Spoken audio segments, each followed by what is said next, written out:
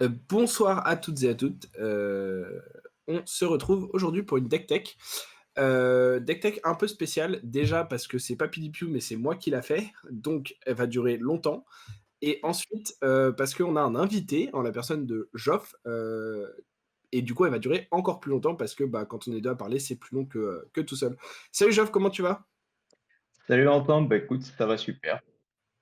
Ok, ok. On a du coup, bah, comme les gens sur YouTube peuvent le voir, faut que j'arrête de dire ça parce que les deck tech ne sont que sur YouTube, je me trompe à chaque fois. Du coup, comme les gens peuvent le voir, on a une deck tech pour Bravo, puisque bah, de toute façon, Joff, t'es assez connu dans la commu maintenant comme joueur de Bravo, même si tu nous confiais en off que c'est possible que ça change dans les prochaines semaines. Peut-être que, voilà, peut-être que Peut-être. des choses sont en train d'être testées. Voilà, on vous donne l'info en avant-première. Euh, on a Starvo parce que l'image de Bravo en animé n'existe toujours pas, donc on a mis Starvo, mais c'est évidemment une deck tech pour Bravo, puisque c'est le deck que tu as joué au Worlds. Ouais. Tu pourras nous raconter un petit peu ce que tu as fait comme résultat, ce qui s'est passé avec la liste, etc. C'est aussi, tu nous disais, la liste, alors je crois pas carte pour carte, mais quasiment que tu as joué au BH Toulouse quand tu as fait top 2, donc c'était quand c'était il y a 2 semaines, un truc comme Non, non, le enfin BH 3 Tour, semaines maintenant. c'était il y a un mois hein, déjà, il y a un an Un et demi. mois. Parce que Oh là c'était là. c'était la sortie de Bright Lights, donc c'était le Ah week-end oui. du 6 au 8 octobre. Et ouais, en gros, il y a quelques Ah oui, ok. Ouais, modifications. ouais. Donc Bah, c'est ouais, ok. vu que Donc Lexi c'était est effectivement. parti en Living Legend, j'ai fait quelques modifs. Ouais. Ouais, il y a un peu de place qui s'est libérée. Alors, avant Exact. qu'on commence, moi j'avais juste envie de te poser une toute petite question puisqu'on t'a là. Est-ce que tu es hype pour Heavy Hitters? Ah, mais alors là, en fait, c'est l'extension que tous les joueurs de gardiens attendent depuis Welcome to Wrath, en fait. Enfin, on n'a jamais eu d'autres gardiens à part dans des sets d'expansion. Bah ouais, franchement, j'attends Ah, que il y a, ça, il y a hein. eu Ultime quand même un petit peu, hein. Tales of Aria, Ouais, ouais, il y a eu Non, Oldie. mais Non, quand c'est même, vrai. enfin, En fait, moi, vu que j'ai commencé le jeu avec Tales of Aria, c'est vrai que Oldie a toujours été dans les héros qui étaient déjà jouables à l'époque. Ok, Mais ouais, ouais. en vrai, ça va être cool. Ça va vraiment être cool. Et puis même le thème est grave sympa. Mm. Franchement, j'ai hâte. Bah, c'est vrai que, alors, il devrait pas y avoir autant de cartes, même avec les cartes double classe, mais quand on voit ce que Bright Lights a pu apporter comme renouveau dans les façons de build, dans les stratégies et tout ça, pour la classe mécanologiste dans son ensemble, euh, c'est vrai qu'en tant que joueur gardien, ou même brut et warrior, ça donne super envie de voir ce que le set va donner. Ouais. Moi perso, je suis pas super hype, j'en ai déjà parlé un petit peu, j'en reparlerai, mais c'est pas les classes qui m'attirent le plus dans le jeu. J'attends une carte jouable pour cadeau dans le set d'expansion, mais bon, on va pas trop rêver. Il y aura une Voilà. carte en tout cas. Bah, il On devrait y sait avoir une aujourd'hui. carte. Après, si c'est Comtesse de Mineshield, bon, voilà. donc, Ouais, euh, ouais, donc c'est sûr. on verra. Mais ok. Du coup, Night, tu peux passer, je pense, directement sur la liste.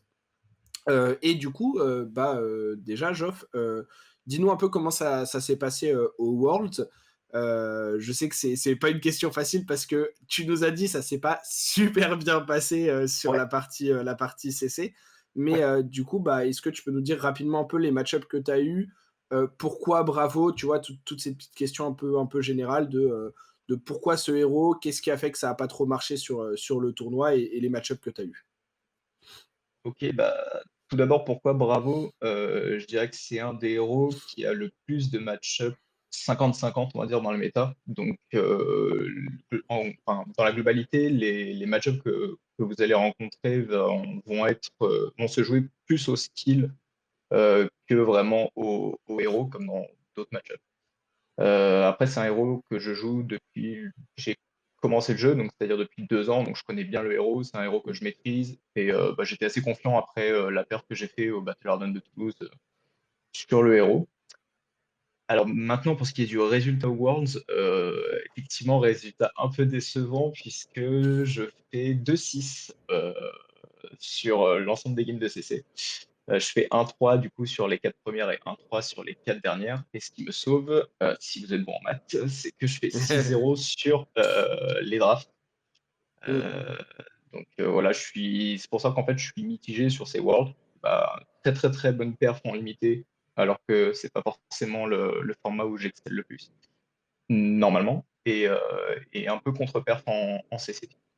Euh, Comment j'explique ça? Bah, je dirais que le héros le plus représenté est un des pires match-ups de Bravo, Islander. Ouais. C'est vraiment un match-up compliqué qui se joue beaucoup au setup en fait. Alors Qui se certains diront jouait le contraire. beaucoup. Qui se jouait Oui, qui beaucoup au se setup. jouait beaucoup. Merci. Merci la Belgique. Donc c'est vrai que c'est un match-up très compliqué. J'avais dit à Siliner, Siméon, qui est un joueur de Toulouse, très vieux pote, que au début du tournoi, si je rencontrais des Islanders, ça allait être compliqué. Je connaissais pas la méta avant la ronde 1. Mm. La ronde 1, j'arrive, Islander. La ronde 2, j'arrive, Islander.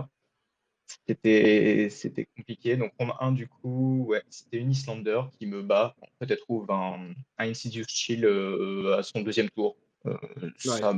ça me met trop dans la sauce. Je peux faire que des coups de marteau quasiment à chaque tour, donc c'est trop la galère. Deuxième ronde, j'affronte du coup une autre Islander, Rob Catton, qui était d'ailleurs au BH Toulouse, top 8 des Worlds de l'année dernière. Donc Mhm. un très très bon joueur. Je me dis que ça va être compliqué et je le vois commencer à mettre en place un plan Frostex. Plan qui, à mon avis, n'est pas du tout le bon plan contre Bravo actuellement, puisque en fait, Bravo, si vous lui laissez de l'espace, il va juste vous tarter la figure. Du coup, c'est ce que j'ai fait. J'ai fini à 22 PV et je ne l'ai pas laissé respirer en fait pendant qu'il essayait de mettre en place son plan de jeu. Donc assez content de la game. Après, j'ai fait un miroir. Non, j'ai pas fait un miroir. J'ai affronté le Dash qui a fait top 8 au Worlds, Matthew W. Ok. Donc, qui, pour rappel, Euh, jouait, parce qu'il y en avait deux, jouait une version plutôt agressive de Dash. ouais, Parce que je crois qu'il avait même pas de déréact dans le sideboard. Enfin, non, il avait pas vraiment de plan pistol. Il était vraiment sur un plan très boost, très agressif, contrairement à l'autre, Easton Douglas, qui était lui sur une dash fatigue, vraiment pistol plan et pas de boost du tout. Donc, théoriquement, plutôt, quitte à voir une dash, plutôt la dash que tu aurais voulu voir, je suppose. et oui, non, mais complètement la Dash que je voulais voir. Le problème, c'est que là où il a très bien joué, et c'était très compliqué de le savoir, c'était qu'en fait, il a commencé avec un Induction Chamber. Ouais, Donc j'étais en mode, ok, bah jusque-là, normal. Dash classique, setup Induction Chamber. Il avait mis à la place de ses bots l'adaptive plating. ok. Alors du coup, je me suis dit, ok, donc ça veut dire qu'il va même pas chercher à booster, que Ouais. ça va même pas du tout être son plan de jeu. Enfin, du coup, moi, dans ma tête, c'était vraiment, je vois l'induction chamber, c'était un dash classique setup. Je vois l'adaptive plating au niveau des bots, je me dis, ok, il veut même pas chercher à booster au moins une fois et à essayer de se rattraper s'il booste une DR, c'est vraiment, il veut mettre en place son plan de jeu, Hmm. quoi. Et du coup, je commence à me prendre des dégâts assez faciles au début de ses premiers tours parce qu'il booste pas tant que ça, il me montre pas tant que ça qu'il est aggro. Et quand il me voit à 32 PV, là en fait il commence à booster. Et en fait, l'adaptive plating était sur les bots, pas parce qu'il allait jamais booster, mais parce qu'il savait qu'il boosterait jamais autre chose qu'une carte mécano. Ouais. Et que du coup, il pouvait Et soit prendre le 1 de bloc, voire même en fin de game le 4 de, enfin le 3 de bloc si besoin en sacrifiant l'induction ou un Teclogore qui passe par là. ouais, ouais, complètement. Et c'est ce qu'il a fait. Il y a un Teclocore, à un moment, je lui ai fait un Crippling Crush sur la fin de game pour essayer de reprendre la tempo. Et il a claqué son Teclocore pour Ouais. pouvoir défendre à 3. Et honnêtement, il a très bien joué, hein. Il a déguisé en gros son Mm. plan de jeu aggro pour que je prenne, c'est ça, en gros, entre 6 et 8 PV au début de game que je pouvais totalement défendre si je savais que c'était une tâche aggro. Et il m'a eu là-dessus parce qu'il finit à 2 cartes dans le deck et, et il m'a à 1 PV. Il y a Ok, un ouais, PV donc, mais que j'ai c'est mis. une des forces de Dash historiquement, c'est qu'elle a tellement de plans de jeu dans le deck building, mais aussi in-game, que c'est très dur de faire le bon choix d'approche dans la game avant le tour limite, des fois même 2 ou 3 comme tu dis là, Ouais, parce que des fois son setup d'équipement et tout ça fait que tu es un peu t'es un peu dans le noir et tu dois un peu guess et des fois ça te fait prendre une ou deux mauvaises décisions sur les deux premiers tours. Et dans des match-ups qui peuvent être aussi close que ça, parce que même si contre Dash Boost, t'es favorable, mais ça favorable. reste pas des match-ups qui sont non plus, comme tu le disais, Bravo, c'est un match-up qui. Enfin, c'est un héros comme Dash qui sont proches d'avoir des 50-50 un peu partout et qui sont pas des personnages qui vont très souvent hard crush les match-ups favorables, sauf, à avoir une sortie, champagne, ou taille roll, auquel cas, là, ton deck fait ce qu'il veut. Et du coup, en fait, c'est, bah, comme tu dis, c'est quelques points de vie, au départ parce que tu as fait une petite erreur de jugement sur la façon dont lui abordait le match-up, peuvent te coûter la game, en fin de partie. Ouais, complètement ce qui s'est passé. Et du coup, je m'en suis un peu voulu. C'est vrai que j'étais à 1-1, je venais de battre une Islander de classe mondiale. Je tombe contre une dash aggro, je me dis que j'arrive pas à l'avoir. J'avais un Et peu les puis, boules, ouais. enfin, et une dash, de classe mondiale aussi parce Et que, oui, bah, il fait ouais, top ouais, 8 donc ouais, ouais. donc a priori, très, très, très bon joueur, Ouais, ouais, ce non, ce honnêtement, sur les Mathieu. pairings, enfin, j'ai un peu galéré, quoi. Puisque du coup, après, en round 4, j'ai fait un miroir contre le champion national slovaque. OK. Ouais, donc encore, Encore encore du beau nom. Après, mmh, on est aux Worlds, donc c'est aussi bien logique sûr, de croiser des gens qui ont bien perfé pendant l'année, et qui sont pas là bien par sûr. hasard, hein, Mais tu vois, c'est sûr. j'aurais pu, je sais pas, tomber sur, je sais pas, un gars qui avait acheté son PTI, tu vois, qui voulait juste, se faire plaisir aux Worlds et qui avait pas forcément, entre guillemets, «le niveau» pour être là, même Mmh. si pour tous les joueurs qui, pour moi, Ouais, ou ont des gens ont qui avaient top 8 des nationaux un peu plus petits ouais, qui voilà. du coup sont pas moins méritants, mais qui peut-être, étaient pas dans un field, aussi, complexe que le Mmh, field des States ou quelque chose comme ça. C'est sûr qu'il y a enfin, il y a entre gros guillemets, différents niveaux de qualification oui. pour pas du tout pour enlever aux gens qui étaient là. Tous les gens qui Non, bien étaient sûr. là, se sont qualifiés et ont Ouais, mérité et grand bravo à eux, encore une fois. Mais c'est vrai qu'il y a des noms que tu préfères ne pas affronter au début de ton tournoi, tu vois? C'est clair que oui. voilà, il y a des noms qu'on connaît et les gens qui ont dû taper Ouais. des Michael Hamilton, des Tariq Patel ou des Matt Rogers, en round 1, 2, 3, voilà, tu sais que c'est des noms qui sont, vraiment dans le haut de tableau. Ouais, ouais, clairement. Et du coup, bah, là, le miroir, il me fait un tir Thunder à son deuxième tour, sachant que moi, mon premier tour, j'ai pas trouvé de DR et du coup, j'ai pas pu commencer un setup défensif. Et en fait, il m'a sur la tempo pendant toute la game et Mmh. il lâche pas la tempo, son deck sort très bien. Le mien, honnêtement, sur l'ensemble de mes 8 parties, est pas très bien sorti, notamment dans mes miroirs, parce que j'en ai fait un deuxième, je vais revenir après. Mais ouais, je trouve que mon deck, honnêtement, contrairement au BH Toulouse, où je trouve que j'ai un peu eu de la chance aussi, il en faut de toute façon. Ouais, Mais bah, de toute façon, là, enfin, mon deck est pas très très bien sorti. J'ai eu des mains très rouges au moment où j'arrivais à reprendre la tempo et enfin, c'était compliqué. Mais du coup, je finis cette journée avec une draft où là, alors moi je suis un forceur de Teclawson parce que je suis un joueur contrôle, que je trouve le héros très fort, que j'ai fait 2 pro quests qui se sont très bien passés où j'ai forcé Teclo. Du coup, je suis arrivé ici, au Worlds, j'ai fait: «Je vais forcer Teklo, parce que je sais jouer Teklo, parce que je sais pas du tout jouer aggro, ni setup». Et du coup, max et dash, même si j'ai un très bon deck, je serais moins bon mmh, que, sur un moyen Teklo, quoi. Et du coup, je fais 3-0, ouais, et du coup, je me sauve les fesses pour le jour 2. Jour 2, je refais 3-0 et en fait, pendant les drafts, je vois un petit Michael Hamilton qui traîne aussi là qui traînait en ouais. 4-3 et qui fait son 7-3 et en fait, le pairing de ma ronde de 11, bah, c'est monsieur Hamilton. Ah! Donc je fais un miroir contre Michael Hamilton, il y a Paul Mirande, je lui fais un petit coucou, qui était assis en diagonale de moi, et qui me dit: «Tu stresses, hein?» juste avant que la partie commence. Donc Tu il tu il se tu tape stresses une là grosse, ou? grosse barre. Ah ouais, je te jure, il était en mode: «Bah alors, tu te sens comment là?» Et bah, en vrai, je me suis fait un peu exploser, mais pas forcément, enfin, c'est ce que je disais à mes potes de Toulouse avec qui j'étais allé là. J'ai pas forcément vu le niveau du joueur parce qu'on n'y est pas allé jusqu'à la fatigue, là où justement il aurait pu montrer le skill gap qu'il y avait entre lui et moi. Mmh, C'était plus vraiment une différence de sortie de deck où je me reprends un tir Thunder très, très early alors que j'ai pas le temps de setup et honnêtement, c'est trop, trop dur de revenir de ça. En fait, quand toi, tu as craché 3, enfin 6, voire 8 de blocs sur tes équipements alors que l'autre, il en a toujours, c'est trop compliqué. Non, ouais. bravo pour revenir. Mmh. Donc voilà. Et après, je raffronte un Islander, je perds. J'affronte un Katsu que je gagne. C'est le Katsu qui a fait le lendemain le BH. euh, Enfin, oui, le lendemain, le dimanche, le BH Living Legend avec Katsu et qui a fait un très bon OK. score. OK, OK. Et je finis par Joshua Low sur Boltin. Game ultra cool, le gars est trop sympa. Bon, je la perds. Pareil, il lui restait que dalle dans le deck parce que j'ai essayé de le fatiguer et il m'a eu, Mmh. mais voilà, ensemble mitigé, mais quand même très content déjà du beau monde que j'ai rencontré parce qu'honnêtement le Mmh. le chemin était pas facile. Ouais, tu et puis tu as joué contre des bons joueurs, donc c'est Ah toujours ouais, cool aussi comme expérience à prendre, ouais, parce qu'il y a toujours un petit moment où tu peux discuter un petit peu après la game, enfin des trucs comme ça, donc il y a c'est toujours cool sur ce genre d'événement de pouvoir, ouais, voir, ouais. voir ces gens-là.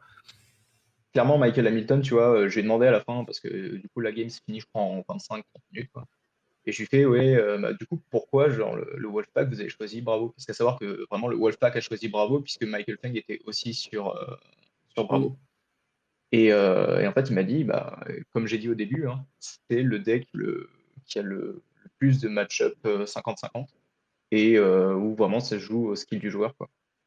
Après je pense que Et enfin il a avoué comme moi qu'il s'attendait pas à autant de Icelander je pense et qu'il y a pas grand monde qui s'attendait à autant de Islander. ah ouais, Mais ce qui est intéressant, tu vois, c'est que, pour moi, historiquement, le deck qui est le plus, proche des 50-50, et qui a le plus de match-up, assez close comme ça, c'est Dash. Après, mmh, peut-être qu'ils estimaient que Dash était pas le meilleur pick pour exprimer du skill, et peut-être qu'avec Bravo, tu peux, en tout cas dans les parties où tu joues aggro avec Dash, peut-être qu'ils ont estimé que Bravo avait plus de skill expression dans un spread de match-up. Peut-être qu'ils ont estimé aussi que le match-up de Dash était un peu trop mauvais contre Dromai dans un field où Dromai était attendu comme le meilleur deck et le deck le plus représenté. C'est possible. Après, il y a un truc que tu as dit que moi je trouve intéressant, aussi sur Bravo, c'est que, tu as dit au BH tu étais mieux sorti, là tu es globalement moins bien sorti.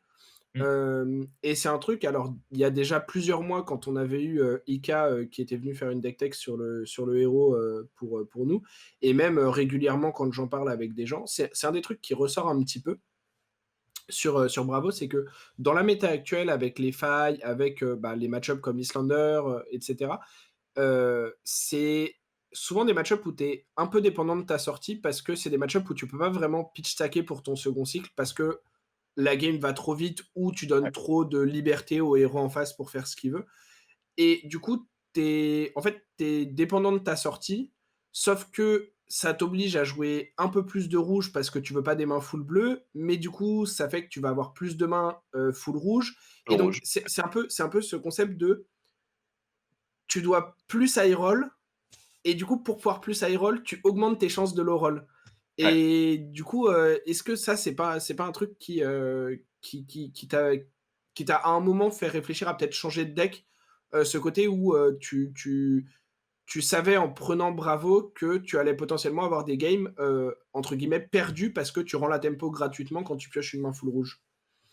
Non, parce que, je pense que alors certes Bravo a effectivement, tu chopes, co un moment au BH, j'avais chopé un CNC 3 pommelles en main, j'avais un peu les boules. Mmh. Mais je considère que c'est un des héros qui arrive le mieux à s'en sortir avec une main pourrie. OK. C'est-à-dire qu'au pire, tu as une main rouge avec, genre une bleue, tu vas sur pitch pour faire un autos à 6, enfin franchement, il y a pas beaucoup de decks qui avec une main pourrie arrivent quand même à faire une attaque à 6, tu vois? Mmh. Sans Mmh. dépenser forcément de cartes. Ouais. Ça peut niquer ton pitch stack si après tu reviens et cetera, mais enfin je sais pas, tu vois? Tu Ouais, as OK. quand même des bonnes stats en défense sur les cartes. Tes cartes rouges, ça te fait chier de les jeter en défense si tu dois le faire, mais ça reste, enfin quelque chose, qui arrive et que tu dois faire si tu en as forcément besoin, quoi. Mais honnêtement, je trouve que c'est vraiment un des héros avec toute l'armure qu'il a, que tu peux lui donner, qui arrive à minimiser ces mains rouges et leur impact sur le reste de ta game, tu vois? OK. OK, OK. Intéressant. Bah, du coup, donc maintenant qu'on a fait un peu le tour des héros, de pourquoi, parce que du coup, bah, on comprend que, le field avait plus d'Islander malheureusement, et que ça t'a un petit peu puni. Peut-être des games aussi où la variance et quelques misplays ont pas forcément, heu, t'ont pas aidé à aller jusqu'au bout aussi, même dans les match-ups qui auraient peut-être pu être des match-ups, un peu plus, favorables, comme, le match-up de Dash que tu expliquais tout à l'heure.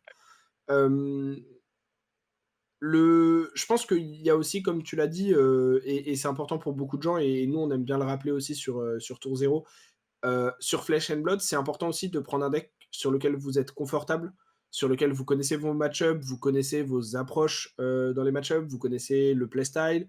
C'est un playstyle qui vous correspond. Parce qu'il y a des joueurs, et je respecte totalement ça, hein, qui vont souvent chercher à jouer le meilleur deck de la salle. Et je pense que c'est une approche qui est totalement valide. Mais trouver un deck qui a des match-up OK, voire des match-up favorables contre les decks le plus représentés, et surtout qui est un deck qui est peut-être un peu moins bon en power level, mais qui va mieux vous correspondre et sur lequel vous êtes plus à l'aise, ça peut vous apporter des résultats tout aussi bons, voire meilleurs. Parce que on le dit, c'est dit par beaucoup, beaucoup de gens sur ce jeu. Flesh and Blood, c'est quand même un jeu qui récompense les spécialistes aussi. Et c'est un jeu qui vraiment, comment dire? A une, enfin un skill cap qui est assez haut, et même les persos qui, sont, en général un peu plus bas dans les tier list peuvent se retrouver à faire des perfs, quand ils sont, entre 2 bonnes mains. Comme on le voit assez régulièrement, alors peut-être pas au Worlds, mais sur des BH, sur, des choses un peu Mmh. plus peut-être un peu plus bas niveau, mais qui sont déjà, enfin voilà, top 1 BH, c'est déjà, un accomplissement de fou. Et donc, voilà, c'est toujours, je pense, très valide, qu'un des gros arguments pour prendre un deck, ce soit: «Je suis confiant dessus». Alors faut pas que ce soit la seule chose, parce que si tu es confiant sur Riptide, c'est probablement pas un bon choix quand même dans cette méta. Mais ça peut être quand même un argument, à avancer.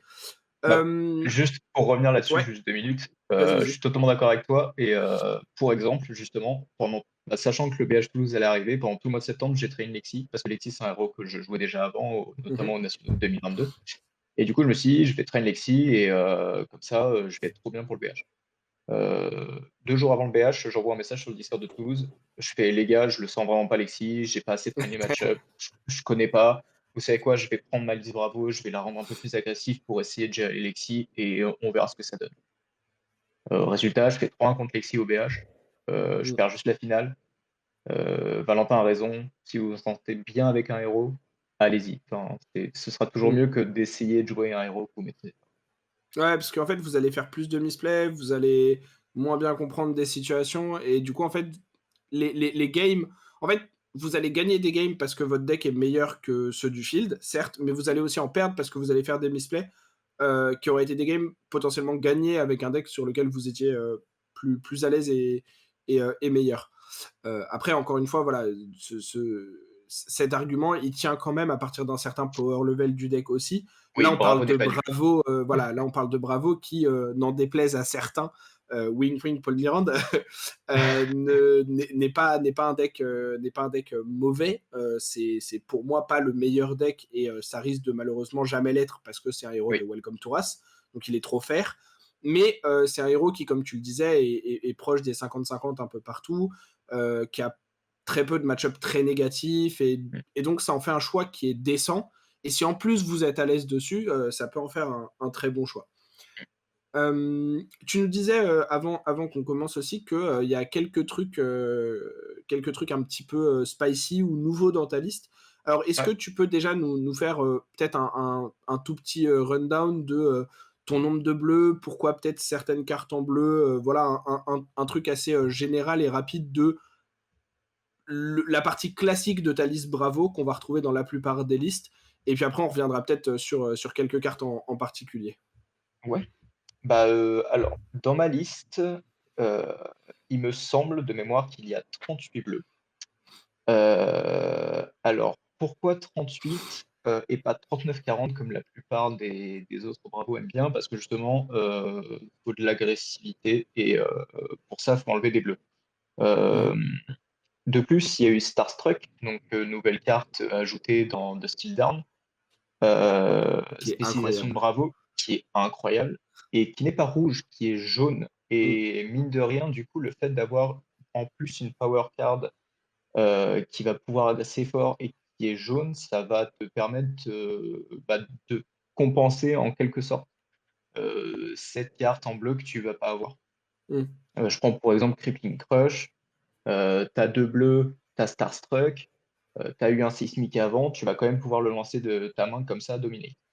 Mmh. Voilà, ça va pas, tu vas peut-être pas pouvoir faire de séismique avec, ça va peut-être pas te permettre de snowball autant que tu voulais, mais ça va pas te ça va pas t'enlever complètement le play que tu pouvais faire avec une bleue. Mmh. Hem, Après, donc voilà, au niveau de la liste classique, j'ai enlevé la grandeur de Valheim que j'avais, mis dans ma liste du BH de Toulouse. Mmh. Heu, J'adore la carte, elle ne m'a jamais fait défaut, mais genre vraiment jamais. Mais, je me suis dit que si je perdais une game sur, une carte qui ne bloquait pas au Worlds, je m'en voudrais. Du coup, j'ai préféré, mettre le troisième imposing visage, qui fait, voilà, qui est une cost 3, qui, défend à 3, qui est bleu OK. et Donc tu as carte classique. préféré, ne pas risquer d'avoir au Worlds Ouais, la première mauvaise situation où ouais, Valhalla ouais. te déplaise.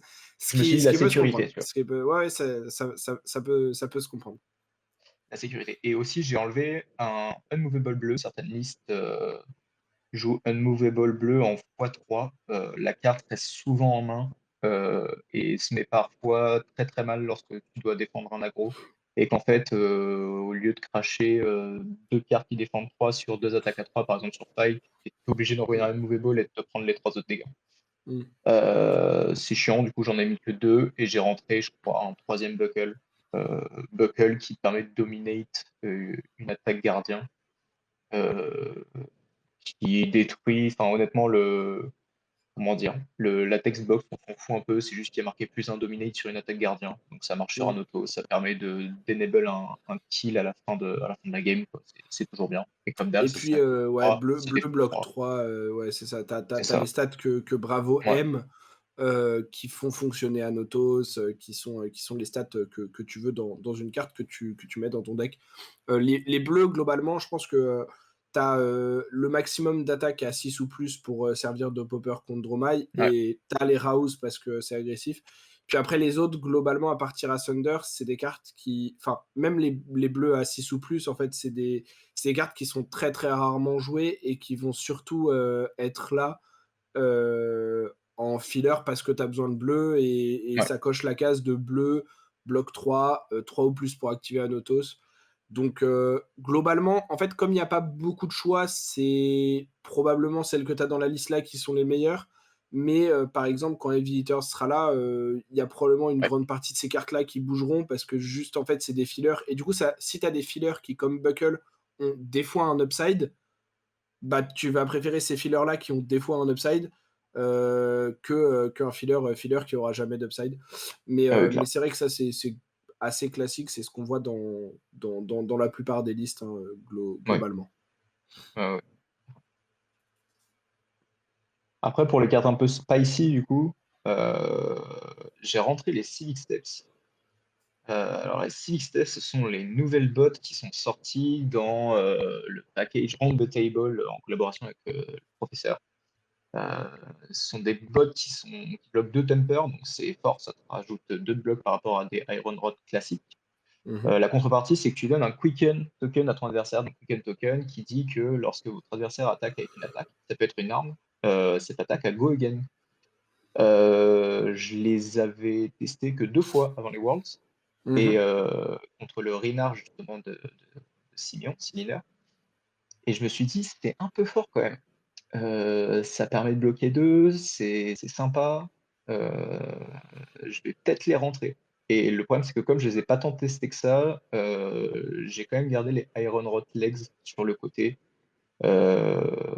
au cas où je me le sentais pas. Par exemple, dans les miroirs, je l'ai pas rentré parce que quand tu as Bravo qui peut te faire Shock Slam rouge, Into Spinal rouge en un seul tour, ça fait quand même un peu peur.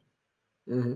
Donc j'ai préféré la sécurité, je les ai rentrés du coup contre les match-up aggro où, le quick-end va pas forcément, changer quelque chose, quoi. Contre le Katsu, bah, typiquement que j'ai affronté, je les ai rentrés. Contre le Boltyn, je Mmh. les ai rentrés parce que, je sais que souvent quand même j'enable son attaque réaction qui permet de donner go again à ses attaques donc, ça apporte, enfin comment dire? La contrepartie, par rapport au fait de bloquer Ouais, 2 est moindre. le fait de bloquer 2 de plus et de pouvoir bloquer un on hit, potentiellement, heu sont souvent meilleurs que le fait de Ouais, donner un quicken dans les match-up où il y a marqué go again sur quasiment toutes les cartes. C'est sûr que même contre faille ou des choses comme ça, ça a un l'air contre faille, très c'est intéressant. c'est incroyable, je pense. Mm. Ouais. Et tu me disais, t'as une Remembrance aussi, Ouais, qui est. Alors, moi, je suis pas Bravo d'assez près pour savoir à quel point c'est commun en ce moment. Je sais que c'est une carte qui a été jouée historiquement, n'est pas jouée à des moments et ouais. rejouée à d'autres moments. En Moi fait, perso, c'est genre, je déteste la carte. Alors, pas que dans Bravo, mais je déteste tout court parce que en fait, c'est le genre de carte où si la méta la joue, tu dois la jouer parce que ouais, sinon, en fait, si tu l'as pas et que Dromai en a ne serait-ce qu'une ou deux, tu perds à la fatigue. Mais si Dromai en a trois et que toi t'en as qu'une, bah, en fait, tu perds peut-être quand même malgré que t'en aies mis une. Enfin, c'est un enfer, en fait. ouais. Donc, t'es un peu obligé de la jouer parce que dans la méta, il y a des decks qui vont te battre si tu l'as pas alors que eux l'ont.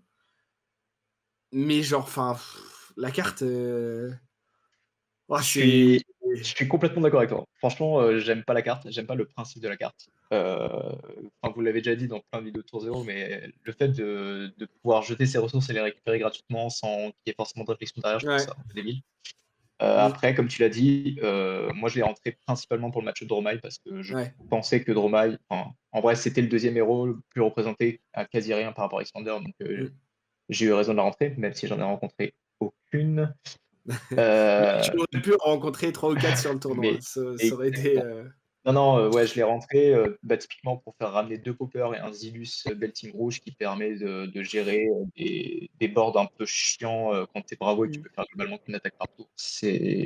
En fait, c'était essentiel. Dans tous les tests que j'ai fait contre Dromai avant les Worlds, comme tu le disais, je manquais de ressources par rapport à elle qui me ramenait 3, 4, 5 Miragai et au bout d'un moment, en fait, je peux plus les gérer, c'est trop compliqué.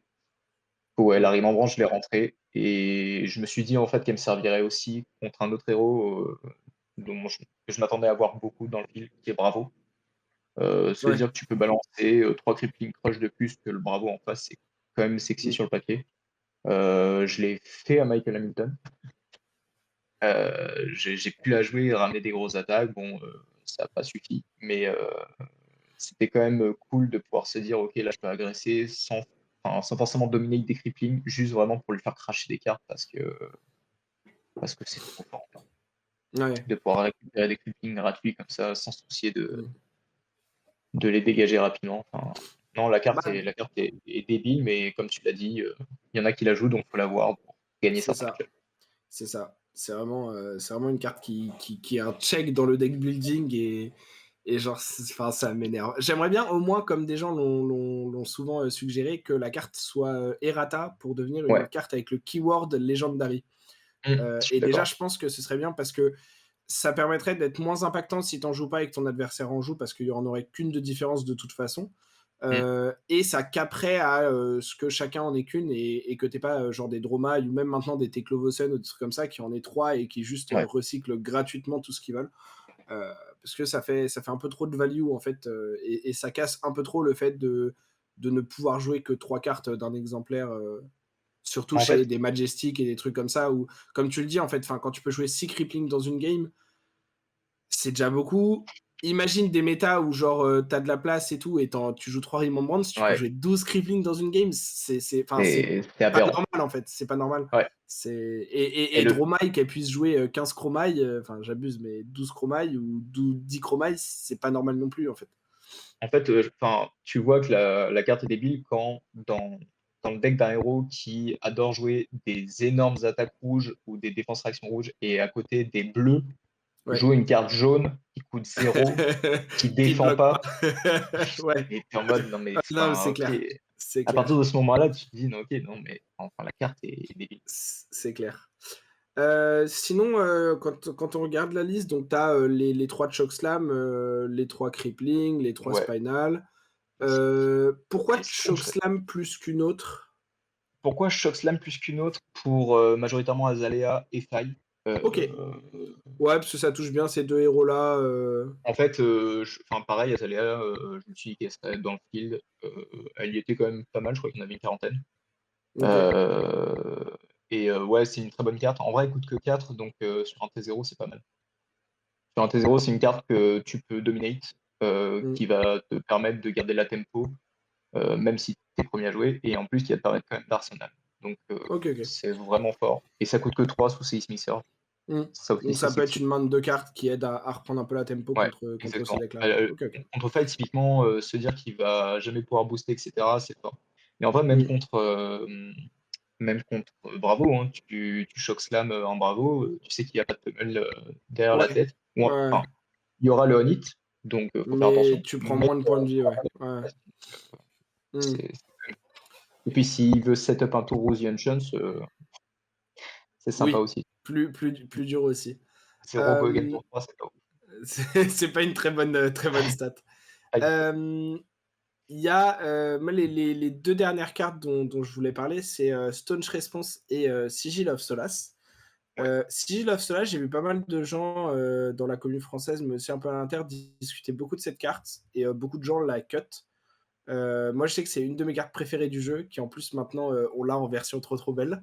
et ouais, maintenant. Heu, du coup, c'est une carte que dès que je joue un deck un peu contrôle ou qui peut jouer des match-up, lents et tout, j'ai tendance à mettre 3 sigils. Tu vois, un peu en mode, hop, no brainer, Hop la là, carte est trop plus bien, 9 PV, c'est bon. voilà, c'est ça.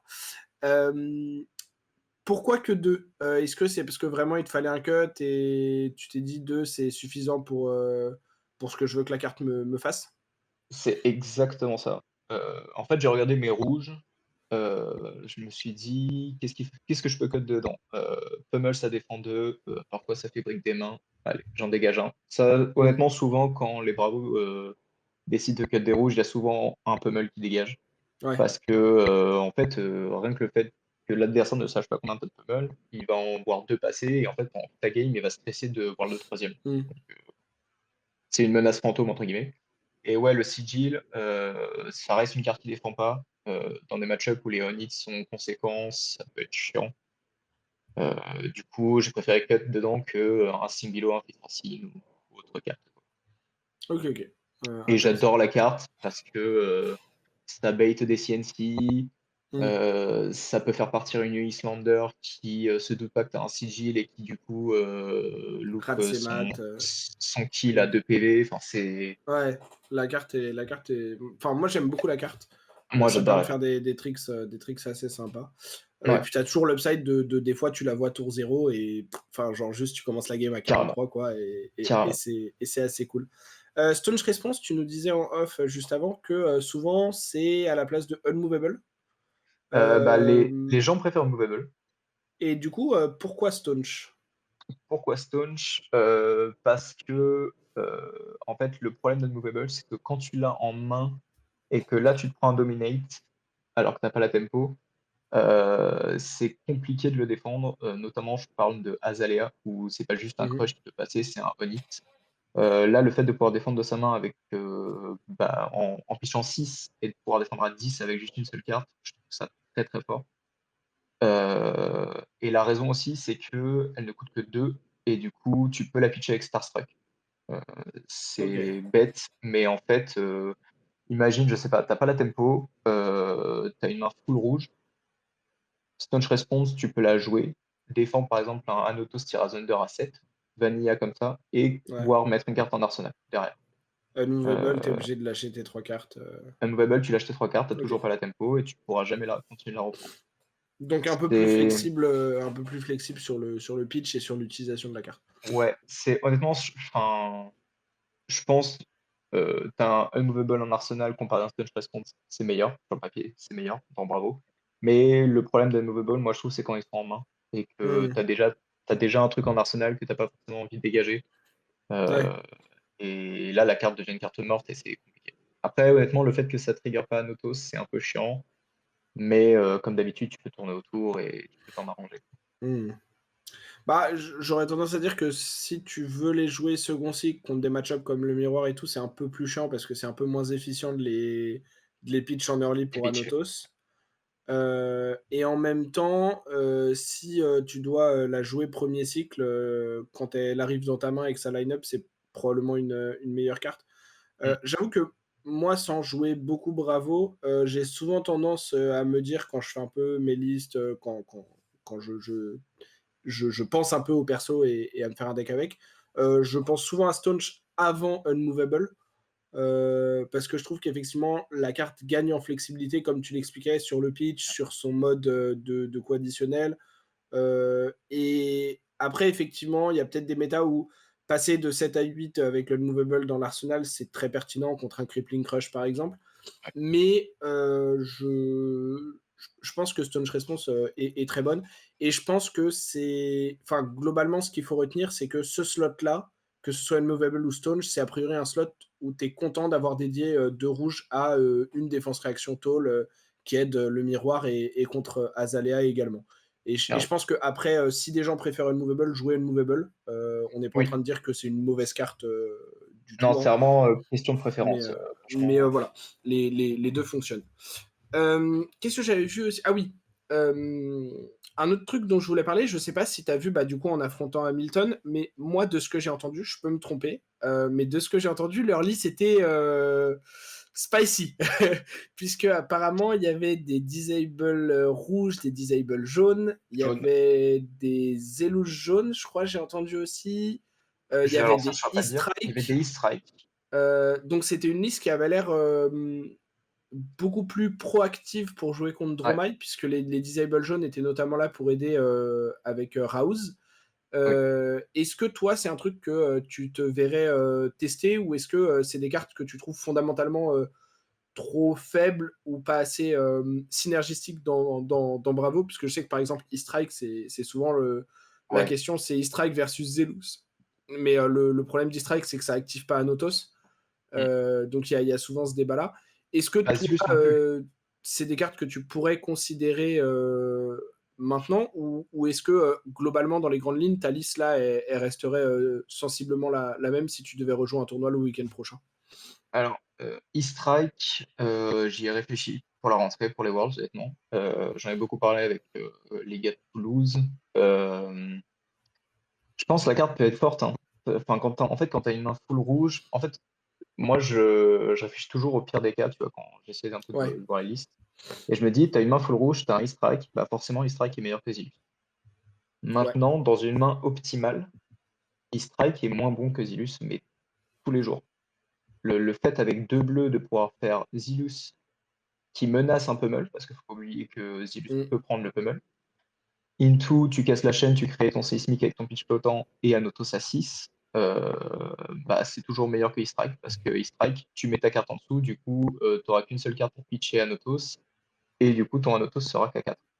Et tu fais pas de Euh, séismique et tu fais pour pas le de tour suivant. séismique, et tu snowballs pas, donc voilà, bah après, je peux comprendre ils l'ont peut-être mis aussi pour le bloc 3 et bah justement, tu vois, pour éviter les mains qui briquent. Parce que effectivement, comme tu l'as dit, j'ai l'impression qu'ils ont mis beaucoup de cartes agressives, que leur courbe de bleu est encore plus basse que la mienne. Il y a Mm, moyen qu'ils tournaient à 36 bleus au lieu de 38. Et du ouais. coup, pour se prévenir de ça, ils ont décidé de mettre des cartes qui se jouaient aussi dans une main plus rouge ou avec moins de Mm. pitch, tu vois. Genre E-Strike, genre des grosses attaques à 5 plutôt que les Ouais, Crippling. Enfin, il joue quand même les Crippling et Starstruck, ouais, j'espère. Mais ouais, et puis d'avoir des jaunes, Disable jaune, c'est comme tu l'expliquais tout à l'heure avec Starstruck, c'est une carte qui est presque une bleue. Donc ça aide aussi à un peu mitiger ça ouais. sur la courbe de ressources que le deck a. Mais Euh, ouais, du coup, pour revenir sur les disables ouais, jaunes et rouges, effectivement, moi je lui ai demandé pourquoi disable jaune. Il m'a dit parce que en fait, c'est une carte de plus qui te permet de trigger rouge avec la plus faible attaque du pack, c'est-à-dire bah, pour eux, c'était strike, donc 5 et 8, parce qu'il faut savoir mhm, que disable jaune c'est 8, donc 5 et 8 ça fait 13, ça remplit la condition. Donc c'est pour mhm, ça qu'ils l'ont mis. Et disable rouge, pour tout te dire, moi j'ai failli enlever les Spinal Crush parce que je trouve que le pitch, enfin le fait de pitcher 5 pour la carte, c'est tout le temps chiant en fait. mhm, Tu peux quasi jamais la dominate si t'as pas la tempo. Le seul truc que tu peux faire, c'est créer un sismique, mais le problème c'est que tu vois dans les match-up aggro, genre les ninjas où moi je joue la tunique et dans les match-up style Wizard où je joue aussi la tunique. en fait, tu as juste un pitch potent pour rien Mm. et c'est trop galère. Après, la Disable permet d'enlever, enfin, ça menace beaucoup plus Islander parce que du coup, si elle a une attaque en arsenal, elle va vouloir la garder. Du coup, Mm. menacer 9 avec un potentiel d'enlever la carte de l'arsenal, c'est fort. Euh, ouais, je sais pas. À savoir qu'il joue aussi Fiandal contre moi. Ok. En rouge, du coup? Ou tu Non, parles de non, la l'équipement? tunique. La L'équipement, ok. tunique. Il jouait Ok, la ok. tunique contre moi et cet enfoiré m'a fait 2 CNC pummel avec la tunique. Mm. Mais il l'avait déjà dit dans un podcast à eux qu'ils adoraient la tunique pour pouvoir faire ça. Et clairement, Mm. c'était son plan de jeu. Trouver ses CNC et ses pummel Arsenal et trouver l'autre pièce pour pouvoir me CNC pummel la tête. Ouais. Bah, de ce que j'ai entendu, je me demande même s'il n'y a pas un monde où leur liste n'avait que Tunic. Euh, Et bah, justement, c'était un peu l'autre question que je voulais te poser et l'avis que je voulais avoir là-dessus.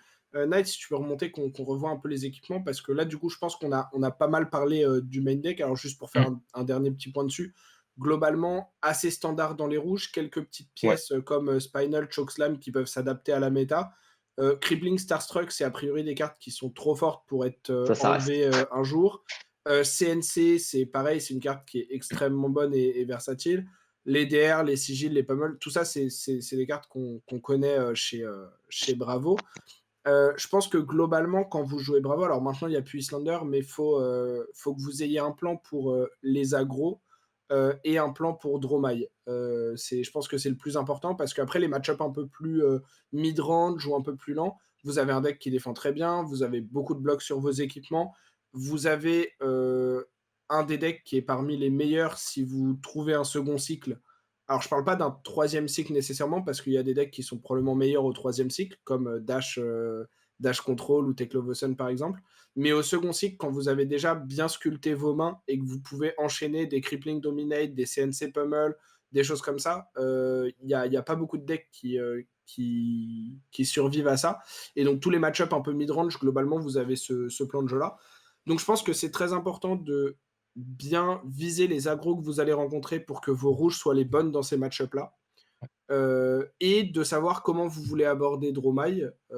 Mais une fois que vous avez ça, déjà, je pense que vous avez une très bonne base sur les quelques spots flex, on va dire, de la liste.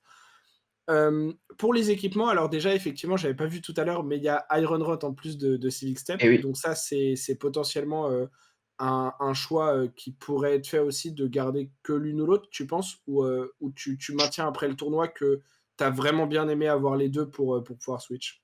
Non, je pense qu'on peut enlever les Iron Rot. Euh, Honnêtement, un très bon joueur fera toujours en sorte de bien bloquer au bon moment avec Stick Mm. Steps. Et même si ça arrive jamais dans la game, au pire, le 1 de bloc qu'il a sur son Iron Rod, enfin, il jettera une carte à la place. Et c'est pas trop grave dans Bravo de jeter une carte de plus. Mm. Non, non, Stick Steps, c'est une très bonne carte. Le Quicken, normalement, si vous l'utilisez, c'est que le Quicken va pas faire grand-chose. Et Mm. Et non, dégagez Iron Rod. Rentrez un Ok, troisième pummel.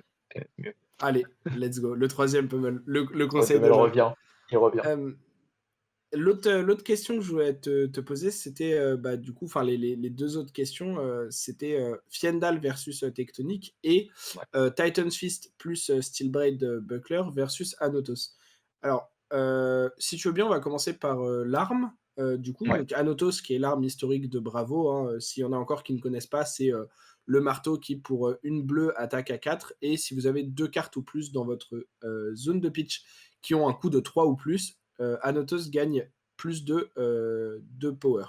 Donc ça en fait une arme qui est parmi les plus efficientes du jeu, parce que déjà, en une bleue, vous faites 4 de value et vous ne perdez pas de cartes de votre deck. Ce qui déjà, ça, enfin, genre, c'est C'est très très déjà strong. énorme.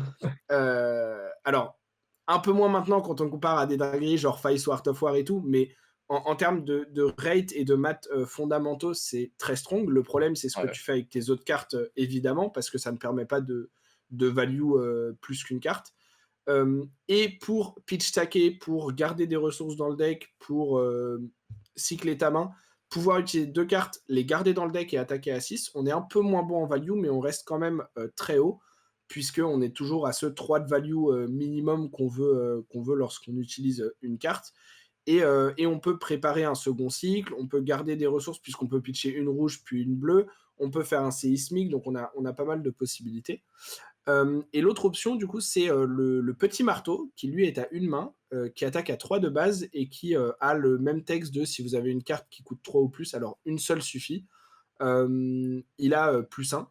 Et du coup, souvent dans le deck, la plupart du temps, ça va revenir à utiliser une bleue pour Anotos, mais vous n'avez pas la possibilité d'utiliser 2 cartes pour faire 6. Même si vous utilisez 2 cartes, ça fera toujours que 4. Donc c'est un peu moins efficient sur les plans mid-range, je suppose. Par contre, ce que vous gagnez en trade-off, c'est un bouclier. Bouclier qui bloque 2 puis 1 avec Temper, donc il se détruit après, mais qui est un peu comme les Civic Step, en fait, permet de couvrir des dominates, de couvrir des breakpoints et d'ajouter vraiment à ce gros frigo que Bravo a. Du coup, dans quel match-up un peu toi tu jouais les deux est-ce que tu peux nous faire un petit rundown de ça? Ouais, bah, moi j'adore Titan Fist et Steel Blade, Buckler, en fait contre les decks où tu sais que leur rentrée 6, ils vont s'en foutre puisque derrière ils vont te mettre 18 Ok, avec des trucs qui font des trucs.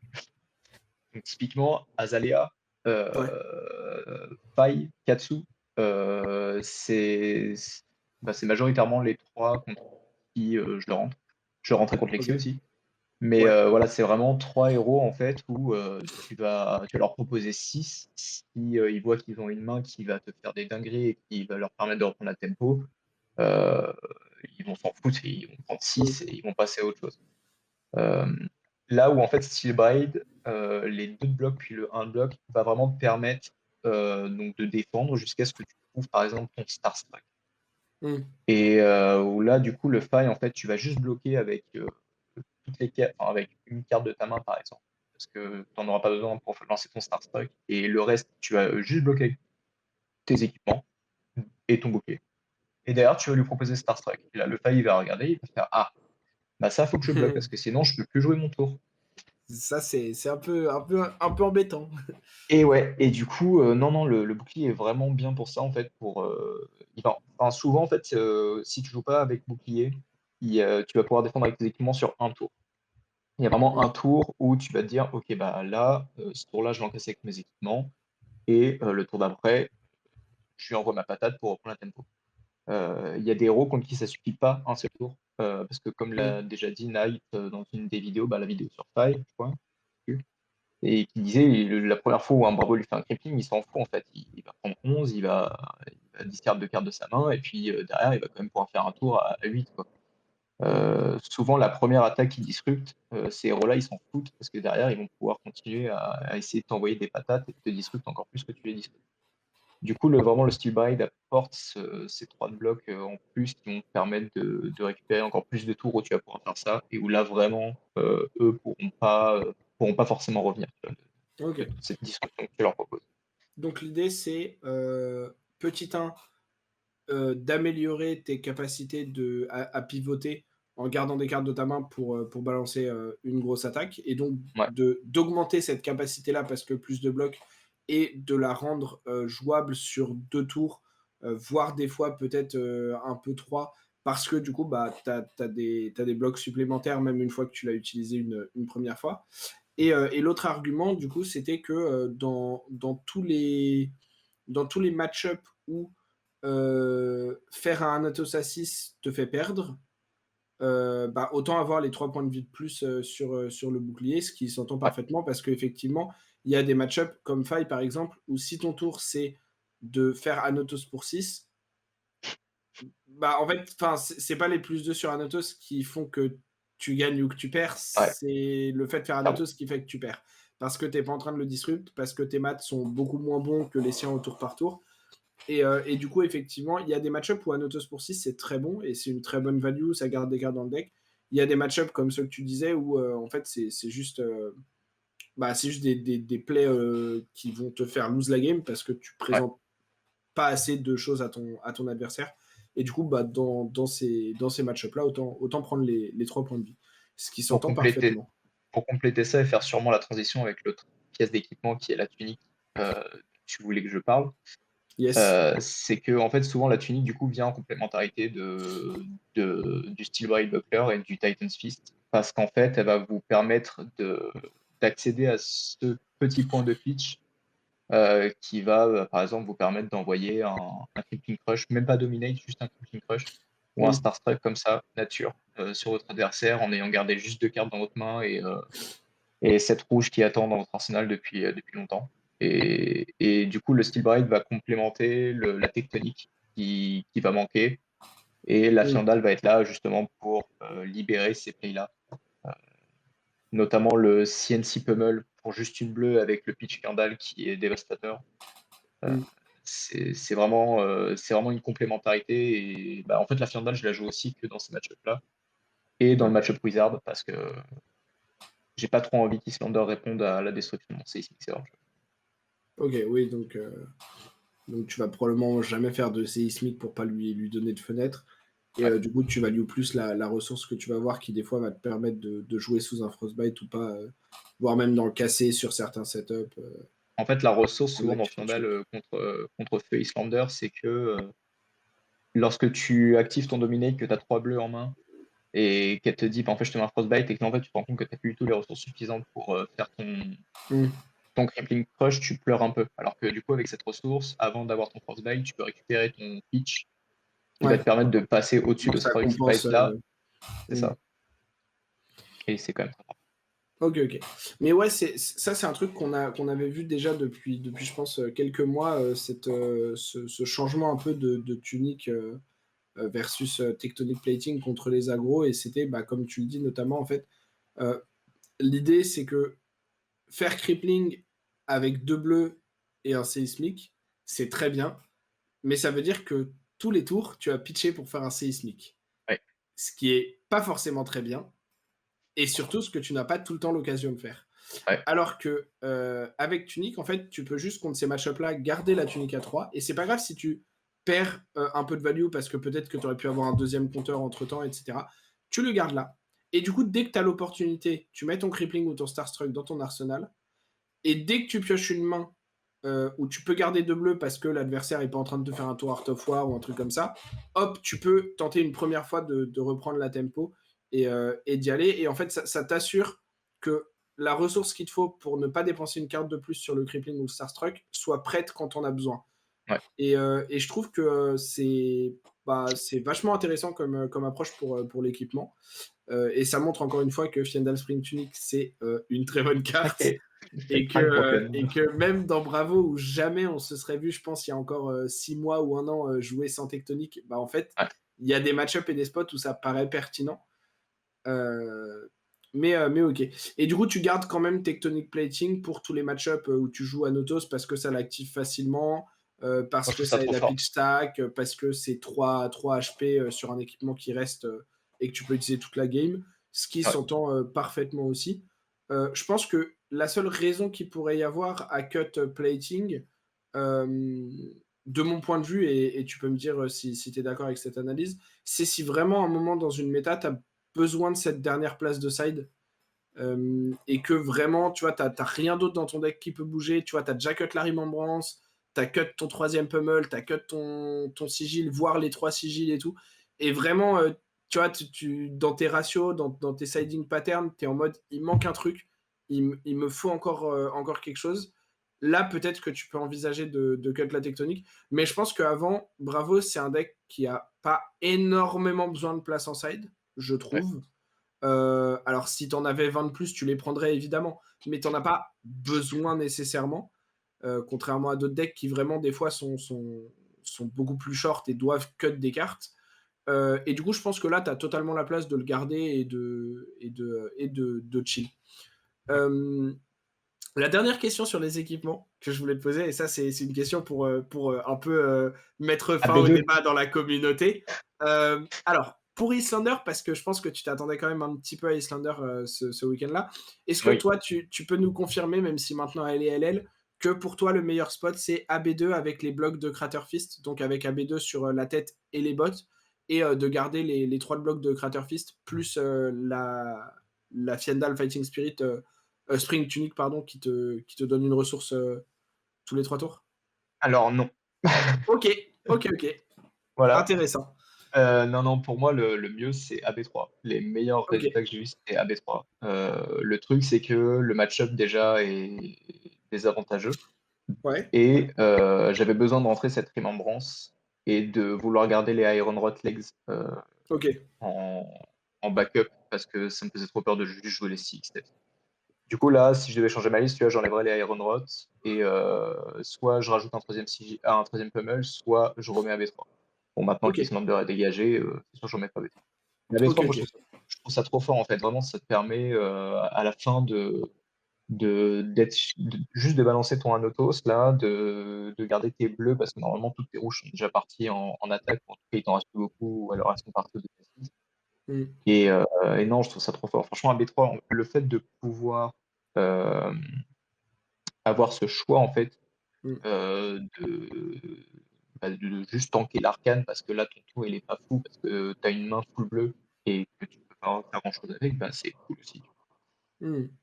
Bah, moi, j'ai tendance à être d'accord que, en tant que wizard, lorsque tu affrontes, des decks comme Bravo, sachant que alors c'est pas juste la baie, moi je le dis tout le temps et je le redis, ne mettez pas AB3 juste parce que vous avez de la place dans votre side. En fait, Ouais, c'est pas l'AB qui est vraiment relevant. Enfin, s'il y a que AB1 ou AB0 aussi, mais le AB3 ne devient relevant que si vous avez les bleus et les play ouais, patterns pour vous en servir. Mais je suis complètement d'accord avec toi. Pour moi, ça améliore ton match-up dans le sens où ça force l'Icelander et dans le même temps que Kano, à être plus discipliné sur son plan de jeu, à pas faire de misplay, à mieux gérer ses tours et ses turn cycles, etc. Parce que, en fait, s'ils partent à un mauvais moment ou s'ils veulent prendre un mauvais trade à un mauvais moment, tu as le choix de les punir mmh, pour ça, puisque clairement. tu as AB3 et tu as les bleus. Alors évidemment, on en parlait en off tout à l'heure. Moi, je vois Bravo avec AB3. Je me sens toujours aussi favorable avec Kano à titre personnel parce que c'est pas ça qui va changer le fait que je te tue ou non sur une stack. Et du coup, pour moi, c'est pas là-dessus que la game va se jouer. Mmh, Mais si le Bravo a AB1, dès que je vois un Wildfire, bah, je te traite comme un aggro, je peux partir bah, et ouais, en fait, tu même pas la possibilité d'interagir avec moi à ce moment-là. Et du coup, je pense que quand effectivement tu as autant de bleus, si tu as la place en side de mettre AB3, alors maintenant c'est moins relevant parce que Islander est plus là et qu'il y a toujours ce débat, est-ce qu'on prête pour Kano? C'est à vous de décider. Mais historiquement, je pense que c'est toujours mieux de, comme tu dis, s'offrir le choix et de ouais, prendre la possibilité de pouvoir interagir, si la situation le demande. Parce qu'en fait, quand vous avez AB3, vous n'êtes pas obligé de pitcher pour. Vous pouvez garder votre pitch pour juste faire votre pummel ou dominate votre crippling mais si jamais à un moment vous avez des mains full bleues ou des trucs comme ça, vous avez la possibilité de cycler ces bleus et d'en faire quelque chose, là où avec AB1 ou même des fois AB2, c'est plus dur. ouais, complètement d'accord. Mais par contre, s'il vous plaît, gardez AB2 tant que Drogba est encore dans le feed, parce que Oui. Tomeltai, T1, qui vous enlève, Les l'AB, bots, bah, c'est ouais, c'est ciao, en fait. c'est complexe. C'est ciao. Ça m'est arrivé, à la Super Armory avant le BH à Toulouse. Bah, le gars, je l'ai recroisé ronde 1 le lendemain, j'étais en AB2. Bah, en vrai, ouais, c'est vrai que le l'AB2 contre Dromaille, pour le coup est assez pertinente, Je trouve parce ça que parce que indispensable. en fait, enfin, si t'as que AB1, une de leurs façons de gagner, c'est, Tomeltai qui break AB Tomeltai. à un moment dans la game, into des burn them all. Et en fait, Ouais, ça encore une fois, en fait, le fait de mettre AB2 leur demande d'être plus disciplinés et de encore mieux jouer leur stack, de encore mieux jouer leur remembrance, de encore mieux jouer leur dust, et cetera. Et ils peuvent quand même la gagner, tu peux quand même ne pas réussir à les fatiguer, et cetera. C'est tout à fait possible quand même, mais ils ont pas une façon aussi «claire et simple» entre ouais, guillemets de le de faire. gagner. Ouais, Et du coup, en fait, moi j'aime bien ces choix-là en termes de deck building ou même de choix de deck ou de play pattern qui, entre gros guillemets, «forcent» l'adversaire à être meilleur. mmh, Parce ouais, que dans carrément. ces cas-là, si l'adversaire est quand même meilleur ou que toi tu as fait tes misplays, bah bien joué, tu vois, il méritait de gagner. Mais si tu as que AB1, que tu te fais Tommeltai tour 2 et que derrière tu meurs sur les burn them all, Là, tu peux t'en vouloir. bah en fait, genre, c'est dommage parce que tu Ouais, vas dire: «Ouais, mais la variance, ouais, mais machin», bah, juste mets AB2 et comme ça, tu peux jouer la game et forcer l'adversaire, entre guillemets, à être meilleur que toi et clairement. je trouve que c'est bien d'avoir la possibilité avec le genre de deck qui est Bravo de, de forcer ces situations-là un petit peu et c'est ça que j'aime bien, dans le perso et qui revient un peu à ce que tu disais au début, sur le fait que c'est un héros qui, est assez mid dans le field au final, qui est, plutôt, vers les 50-50 un peu partout, et qui, en termes de deck building et de certains choix, en fait, force les adversaires à jouer correctement pour te battre. Parce que s'ils font des erreurs, tu vas pouvoir les punir parce que tu as Ouais, un kit qui est, via Anotos, si Anotos est suffisant pour ça, qui est quand même relativement consistant. Parce que tu peux faire un très bon second cycle en pitch stackant. Parce que tu as des attaques qui sont, quand elles touchent et quand elles disrupt, hyper insanement mal. overrate, genre insanement overrate. Et du coup, tu as beaucoup de possibilités de juste dire à l'adversaire: «Ah, tu as été moins bon. Ah, tu as fait une erreur. Bah, dommage». Bah, dommage. Prends ça.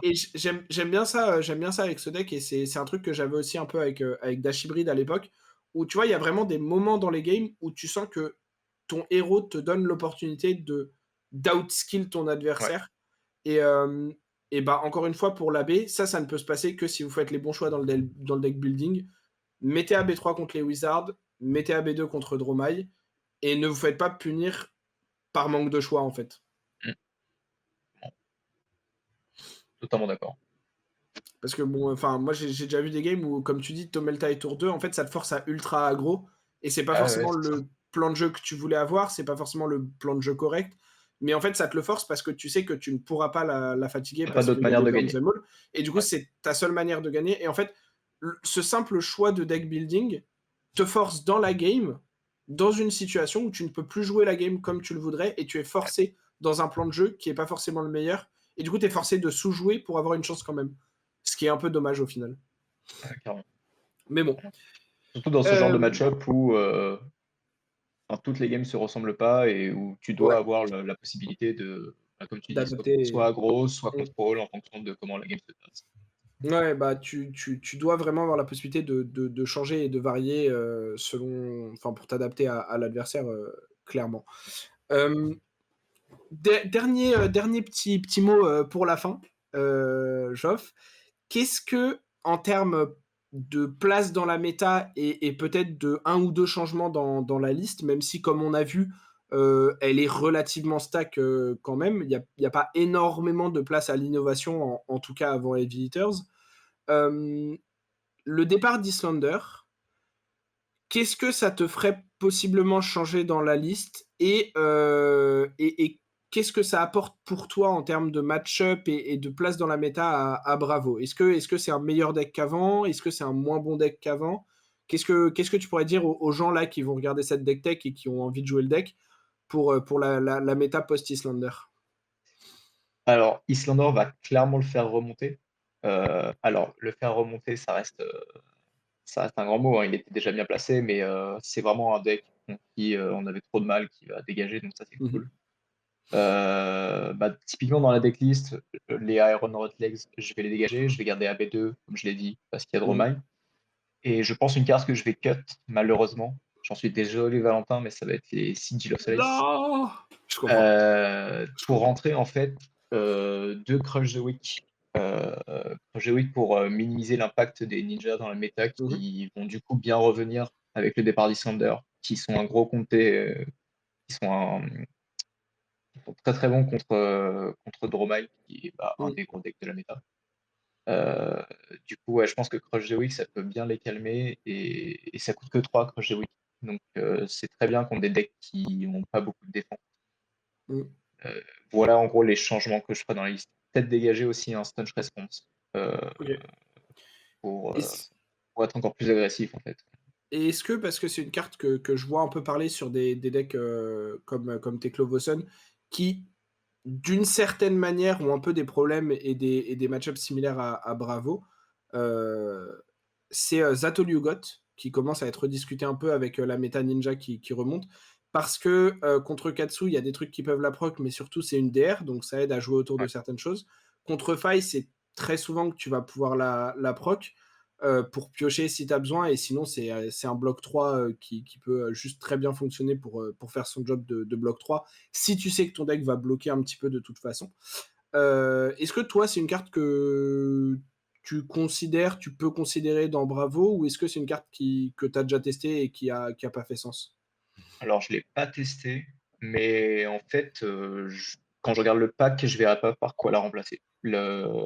Parce que Fate Forcing, heu, honnêtement le bloc en fait les DR qui défendent à 4 sont toujours mieux que Vatolugo parce que certes Vatolugo va vous permettre d'avoir une carte en plus, mais en fait ces DR à 4 vous en avez trop besoin dans les match-ups comme Azalea, comme, Mmh. le miroir. Mmh. Du coup, et je me vois mal rentrer les Vatolugoth contre, autre chose qu'une DR.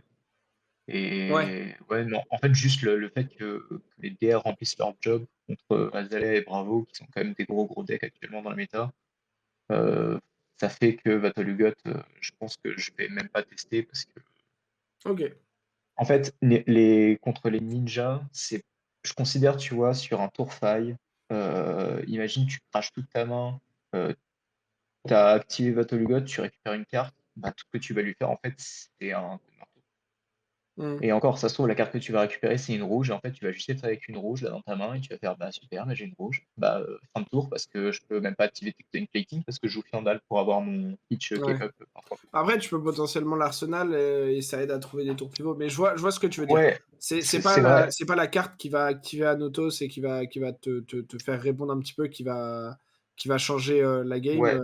Après, c'est même c'est si elle un coûte, peu comme ce qu'on disait sur Anotos pour 6, c'est pas ça qui va te faire ouais, gagner en et a fait, c'est ça. priori, Datol Yugot permet pas, de manière consistante, d'aider ton plan de jeu de crippling en Arsenal, 2 bleus, tunique, crippling Ouais, et du coup, ouais, OK. c'est un peu mon chemin de pense. OK, OK. Je vois. Moi, à titre personnel, moi, c'est une carte que j'adore, donc je pense que dès que je vais jouer un deck un peu défensif, je vais essayer de voir si elle peut rentrer dans une méta, assez wide, parce que c'est une carte que j'adore. Je l'ai achetée en Rainbow Foil en plus, donc Let's go. voilà. C'est un peu comme Sigil, tu vois? C'est des Ouais, cartes, genre je commence à faire un deck, si dans ma tête le deck il est défensif, ça en rentre. général, il y a genre 3 Sigil, 3 Fate, 3 Sync, 3 Atelier et après je discute Hold the avec line. moi-même, tu vois? S'il y a Hold the line. Par contre, c'est Hold the line auquel j'ai pensé, Oui, vu Hold la the Line méta qui va aussi. arriver. Hold the Line aussi, C'est il y a moyen que ça remplace Unmovable Bleu, je pense. Parce que mmh, les Unmovable Bleu, en fait, tu les joues quasiment jamais. Et ouais. du coup, ce petit hold the line là qui peut rentrer, qui est utile contre pas mal de match-up, mine de rien, Mmh, mmh. ça peut être une bonne carte à rentrer. Oh, The Line, c'est une bonne carte. Ça marche contre Dashio, ça marche contre Faille, ça marche contre les brutes avec Blood Rush, donc c'est une carte Ouais, qui est ouais. potentiellement assez intéressante, ouais. C'est vrai que j'y pensais plus là, mais bah, c'est voilà, j'en rentre 3 aussi quand Tu rentres pas, voilà, quand c'est ça, ah ouais, le non, x3 mais sera aussi tu grand. vois, tu as 3 hold, 3 Atelier God, 3 Signes, 3 Fate, 3 Oh Sigil le et sale! après, on et après on voit. Après on voit. Après, en ce moment là, c'est, les 12 Evo bleus et Eh bah, oui, oui, les tanks, et puis après, on on discute du voit ce qui reste. se passe. On met des poppers et puis on boot. Non, non, bah, c'est cool d'avoir un peu les premières pistes de réflexion pour des gens qui s'intéresseraient aux héros. Alors, évidemment, la période là, elle est pas super relevant parce qu'il n'y a pas énormément de Mmh, gros tournois, surtout en Europe.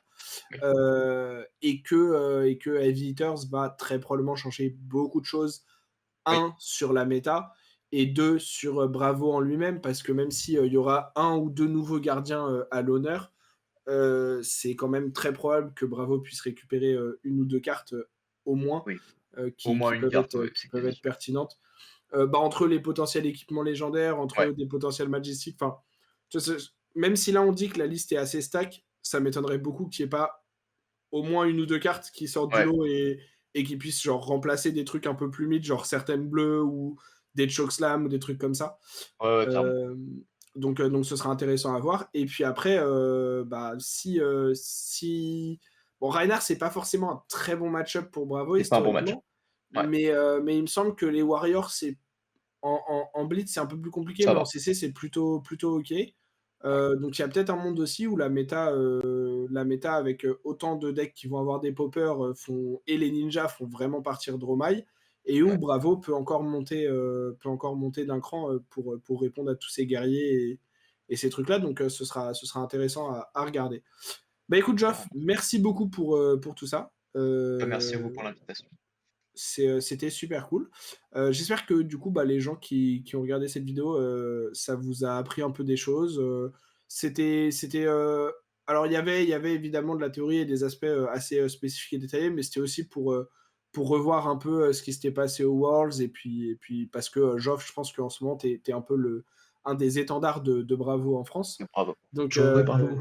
donc c'était cool de t'avoir parce que je pense que effectivement, en fait, encore une fois, je pense comme mot de la fin, Bravo, c'est un héros qui est mid-tiers un peu tout le temps, qui correspond vraiment pour moi le parallèle que je fais tout le temps, c'est les humains à Warhammer ou les trucs comme ça, tu vois? Genre, c'est vraiment le héros, il est assez bon partout, il brille pas dans grand-chose, mais du coup, il y a pas mal de manières d'aborder les games et d'aborder tes plans de jeu et tes match-up, et du coup, il a une certaine flexibilité quand même. Il a très peu de match-up, complètement doom que vous pouvez pas gagner en vous asseyant à la table. Et du coup, c'est un héros qui est très sympa à pick-up si vous l'avez pas encore essayé, parce que ça vous apprend vraiment beaucoup de choses sur les fondamentaux du jeu. Et du coup, bah là, même si au Worlds, malheureusement, t'as pas forcément brillé sur la partie CC, tu sortais quand même il y a environ 2 mois d'un top 2 au BH Toulouse, d'une finale, donc c'est pas rien. Et donc ça peut vous permettre, si vous voulez tester le héros, d'avoir une liste et quelques petits conseils ou informations sur certaines des cartes et certains des choix que Geoff a fait pour démarrer votre voyage dans le compétitif sur Fab avec le showstopper. C'est ça. Et dans tous les cas, au pire, je suis dispo sur le Discord FR et le chat Bravo est un des plus actifs de tous les héros. C'est vrai qu'il est assez actif et notamment grâce à Geoff. Mais c'est parce qu'en ce moment, moi, j'ai pas envie d'interagir sur le chat de Cano parce qu'il y a un mec là, his name so good, Ah, trop bizarre le gars. détestable, il fait que se plaindre et tout là. Putain, et tu sais qu'en vrai, j'en ai trop marre. Je m'égare, hein, mais Damien, si tu regardes cette vidéo, j'en ai trop marre parce que tous les match-ups positifs de Cano en Blitz, t'es là en mode oh non, Ah, mais tu Kassai, c'est trolls pas et bon tout. match-up pour Et Kano. genre, ah là là, on perd en crédibilité là. Il y a plus rien qui est crédible sur le channel parce que t'es là, tu te plains de tous les match-ups alors qu'à chaque fois, c'est des match-ups qui sont trop faciles. Bref, encore une fois, merci à vous de nous avoir écoutés, d'avoir regardé cette vidéo. N'hésitez pas, comme d'habitude, à laisser vos likes, à vous abonner, à mettre des commentaires, à nous dire ce que vous avez envie de voir aussi comme contenu, comme deck tech, comme héros en feature, etc. Et puis, restez à l'affût parce que, comme on a dit dans l'épisode de dimanche, il y a pas mal de contenu là sur les Worlds qui va sortir. On a, je spoil un peu, mais on a un autre invité aussi qui arrive la semaine prochaine, qui sera là pour vous parler un peu de son deck à lui. Et après, il y a normalement d'ici une semaine et demie, 2 semaines, voire peut-être un peu moins, un gros projet qui va se lancer aussi, dont je suis très content. Donc restez à l'affût pour ça, en espérant que tout ça vous plaise et que vous continuez à nous suivre. Merci à tous et à toutes, des bisous et à la prochaine. Salut!